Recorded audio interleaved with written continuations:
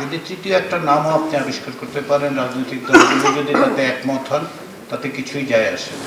মানে এটা অন্তর্বর্তী বলেন, তত্ত্বাবধায়ক বলেন, তাতে কাঠামোগত দিক থেকে, দায়িত্বের দিক থেকে, ভূমিকার দিক থেকে কোনো রকম পার্থক্য আসলে ঘটে না।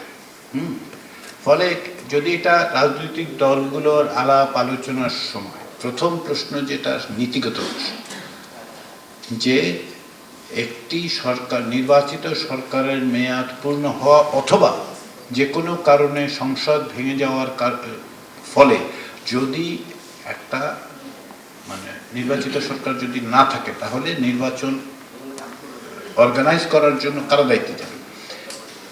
সংবিধান সংস্কার কমিশন এবং নির্বাচন ব্যবস্থা সংস্কার কমিশনের পক্ষ থেকে সুস্পষ্ট প্রস্তাব, নীতিগত প্রস্তাব সেই সময় একটা ইন্টেরিম গভর্নমেন্ট করা। ইন্টেরিম গভর্নমেন্ট, সেটাকে সংবিধান সংস্কার কমিশন বলেছে যে অন্তর্বর্তী,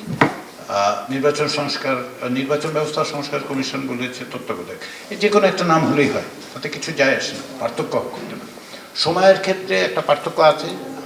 সংবিধান সংস্কার কমিশন বলেছে 90 দিন, নির্বাচন ব্যবস্থা সংস্কার কমিশন 120 দিনের কথা বলে। এখন রাজনৈতিক দলগুলোর সাথে আলোচনা যদি এই দুইটার বাইরেও যায়, ধরুন রাজনৈতিক দলগুলো বললো যে 180 দিন রাখতে চাই, অসুবিধা নেই, 180 দিন নিতে হবে।